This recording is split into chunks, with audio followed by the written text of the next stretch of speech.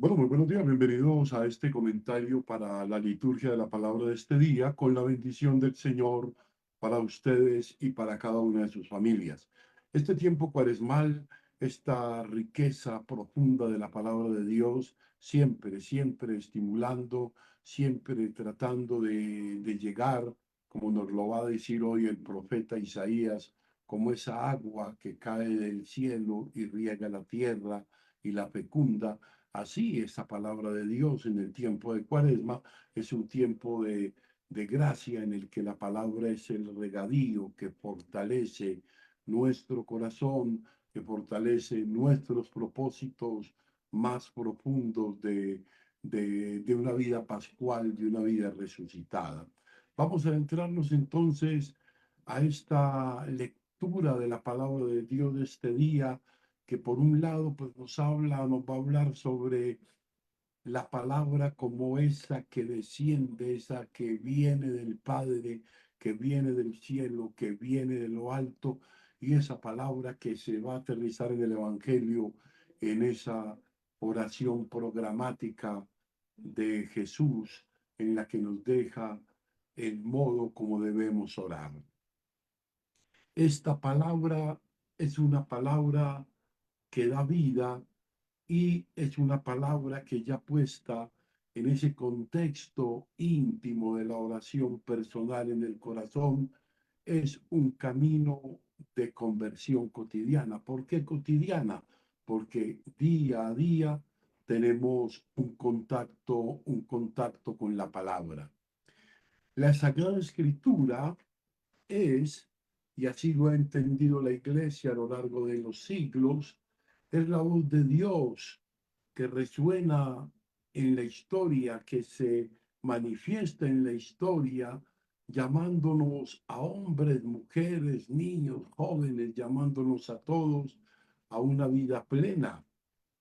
Fíjense lo que nos dice Isaías, que lo recordaba en la motivación de entrada de esta reflexión.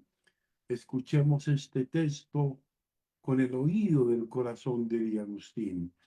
Miren qué hermoso. Dice, como baja del cielo la lluvia y la nieve, y no vuelven allá sin haber empapado la tierra, sin haberla fecundado y hecho germinar, para que dé semilla al sembrador y pan al que come, dice el Señor, así, de esa manera, así será la palabra que sale de mi boca, no volverá a mi vacía, sino que hará mi voluntad y cumplirá mi cargo. Aquí se nos revela entonces ese poder transformador de la palabra, que no es un sonido hueco, que no es una palabra muerta, por el contrario, es una semilla fecunda que encuentra tierra buena en nuestro corazón y da frutos hoy en el presente que vivimos, pero también da frutos para esa preparación a la vida eterna. En este sentido, pues San Agustín nos va a advertir en el sermón 56. Cuando lees la escritura, Dios te habla. Cuando oras, tú le hablas a Dios. O sea, cuando leemos la escritura, tenemos en el corazón esa profunda convicción de que me está hablando Dios a mí en específico, en particular, ¿no? Esto yo creo que nos va a introducir precisamente en que la palabra es para quien quiera aprovecharla, para quien quiera abrir su corazón a ella. Es una lluvia que fecunda el día a día de la vida. Cuando nos dejamos iluminar por la palabra todos los días, ella es un faro, como decía ayer a las compañeras del grupo de Maús, es un faro. Esta palabra que cae del cielo y cae en buen corazón es una palabra que fecunda el día a día de la vida. El profeta Isaías, fíjense ustedes, pues compara esa palabra con la lluvia que cae y fecunda la tierra. O sea, no es un mensaje en abstracto, un mensaje que solo sirva para elaborar una meditación, sino que transforma la vida concreta de quien recibe con fe. O sea, cómo acogerla en nuestra cotidianidad es un gran cuestionamiento. La vida personal, por ejemplo, la escucha frecuente de la palabra de Dios nos modela, nos va transformando cuando dejamos que ella nos transforme. San Jerónimo afirmaba, desconocer la escritura es desconocer a Cristo. Los comentarios a Isaías en el prólogo. En nuestra vida diaria, leer y meditar la palabra pues nos ayuda a discernir los acontecimientos y a vivir la voluntad de Dios. O sea, en la familia, por ejemplo, la familia, la palabra de Dios debe ser el centro de los hogares cristianos. Papa Francisco nos exhorta. La Biblia no puede estar en un estante por allá empolvada, no, no, ni siquiera la vemos, sino debe estar en las manos para ser leída y para estar siempre en disposición de ponerse como esa lluvia que cae permanentemente, leerla en familia, leerla en comunidad, dejarse alimentar por ella. Eso lo recuerda el Papa en el Ángelus de enero 26 del 2020. En la comunidad, te fijas, hemos visto en la vida personal, hemos visto en la familia, en la comunidad, la palabra escuchada, pero no solamente escuchada, la palabra escuchada y vivida en la iglesia edifica el cuerpo. El Papa Benedicto XVI, de feliz memoria, nos lo recuerda. La iglesia no vive para sí misma, sino el evangelio y el don que saca siempre de sí mismo. Creo que esto es una cuestión bien, pero bien interesante. La iglesia no vive de sí misma, sino del evangelio. Y el evangelio saca siempre orientación para su camino. Yo creo que la palabra de Dios como comunidad nos exhorta y nos habla a crecer en el amor a Cristo. Un segundo momento vamos a ver un poco esto de la oración en este pasaje hermoso del evangelista Mateo de la eh, el Padre Nuestro como la oración programática cristiana, ¿no? El Padre Nuestro como los lineamientos de un proyecto de vida en el que se enlaza el Antiguo y el Nuevo Testamento. Jesús nos enseña la oración perfecta de Jesús en Mateo. Miren cómo reza. Cuando recen, dice, no usen muchas palabras como los gentiles, que piensan que por su palabrería serán siempre escuchados. Cuando es que lo que decía el Señor era como lo contrario, no, ustedes, dice Jesús, ustedes recen así. O sea, ustedes comuniquen desde el interior y lo profundo de su corazón, recen al Padre como yo les voy a enseñar. Este texto pues nos da claves para una vida de oración intensa y transformadora. Además encontramos una relación entre Isaías y el evangelista Mateo. No es tan solo una fórmula de oración, sino la concreción de la palabra de Dios que fecundada entra a la práctica de quien asume. Vamos a hacer una lectura del Padre Nuestro según San Mateo, una lectura que seguramente va a tener muchas, muchas insinuaciones para nuestro corazón. La oración, fíjense ustedes, comienza como un llamado a Dios Padre. La oración comienza llamando a Dios Padre. Este reconocimiento nos sitúa en la relación filial con Él, recordándonos, y esto es importante, que no somos huérfanos. Si no somos huérfanos, somos hijos amados. No somos cualquier cosa.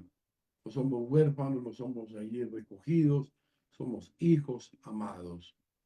San Cipriano de Cartago nos dice, llamamos al Padre, llamamos Padre a Dios y nos gloriamos de ser sus hijos. Compartámoslo como tales para que Él se digne reconocernos en la mayor parte del juicio. Qué hermosa esta reflexión de San Cipriano de Cartago.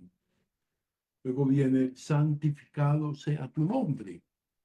Aquí pedimos que el nombre de Dios, ese nombre que está por encima de todo nombre, ese nombre sea reconocido, aceptado, vivido, glorificado en nuestras vidas. Esto nos lleva a lo que es la coherencia con la vida cristiana, donde nuestros actos reflejan la santidad en el mundo. Entonces, cuando estamos alimentados de Él y Él es la fuente de nuestro corazón sale del aburrimiento. Luego viene ese venga a nosotros tu reino, que es bien interesante. Esta súplica nos recuerda que el reino de Dios no es solo una realidad futura que viene a nosotros, sino una construcción presente de justicia, la verdadera, la verdad y el amor. Interesante esto, ¿no? Es una realidad futura fundada en la verdad y el amor. Y Benedicto XVI nos dice, donde Dios es amado, donde su voluntad es cumplida, allí está el reino de Dios.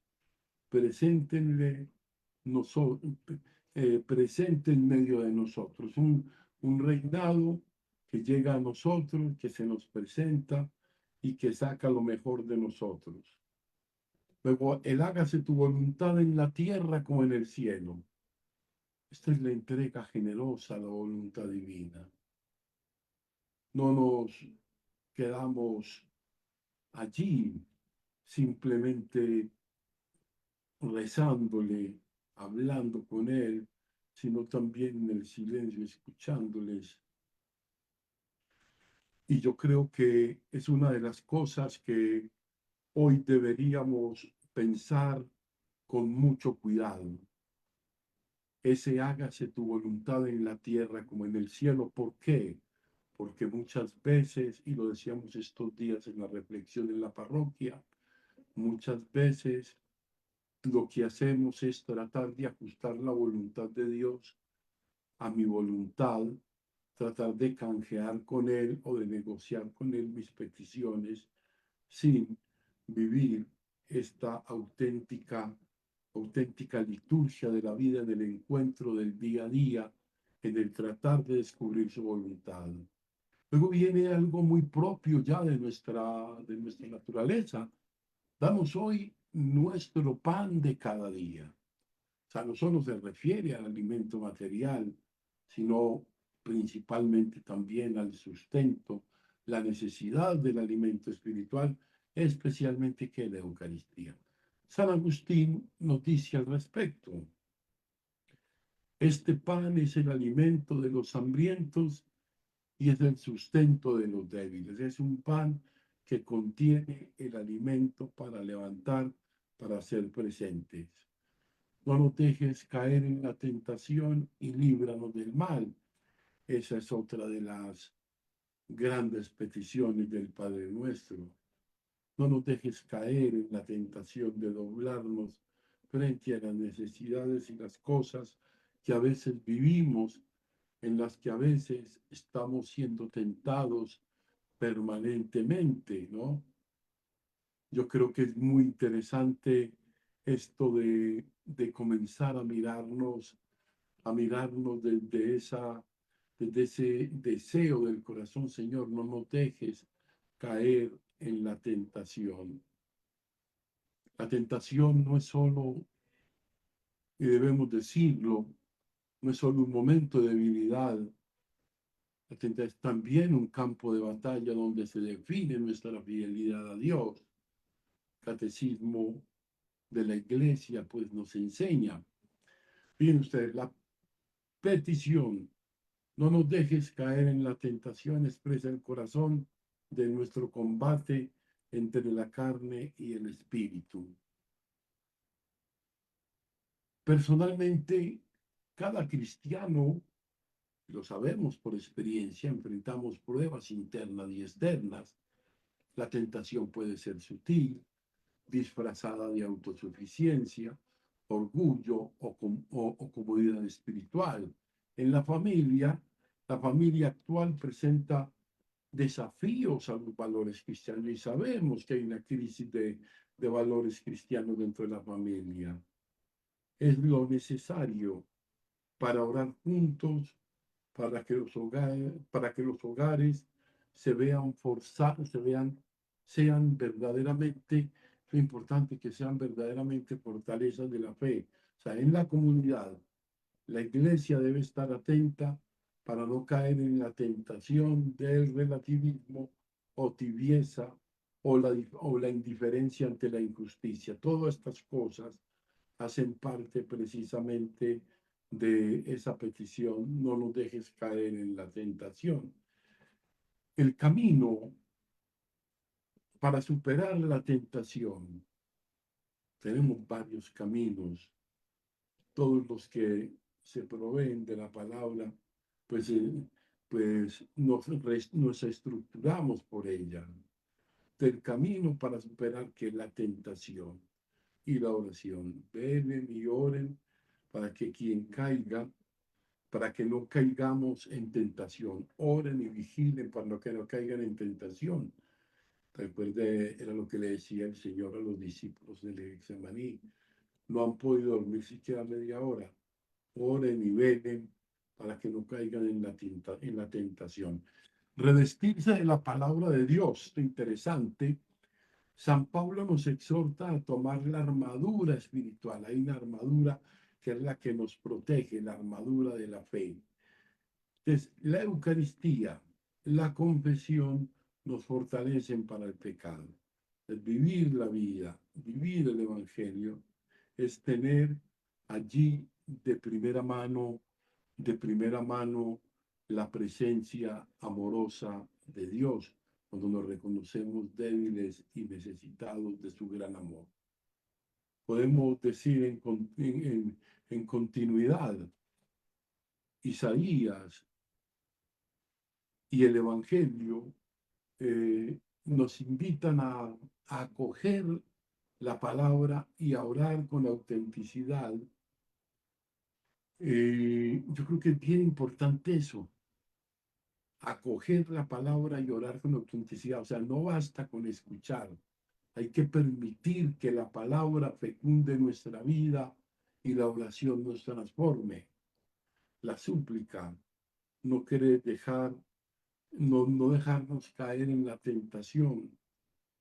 Es una petición de humildad, es una petición de confianza y nuestras comunidades sean tierra propicia, tierra en la que caiga la semilla del Señor y de frutos y abundantes frutos de vida eterna. Gloria al Padre, gloria al Hijo y gloria al Espíritu Santo, como era en el principio, ahora y siempre, por los siglos de los siglos. Amén. Vamos a darle entonces gracias al Señor porque nos da el Padre Nuestro. Hay un comentario de San Agustín que yo pienso hacer en unos días, un comentario en el que él nos habla sobre el Padre Nuestro y habla con una gran profundidad. Luego lo voy a hacer. Que el Señor les bendiga en este día nos guarde de todo mal y peligro, y que este sea siempre nuestra compañía. Gloria al Padre, gloria al Hijo y gloria al Espíritu Santo, como era en el principio, ahora y siempre, por los siglos de los siglos. Amén. Muy buen día.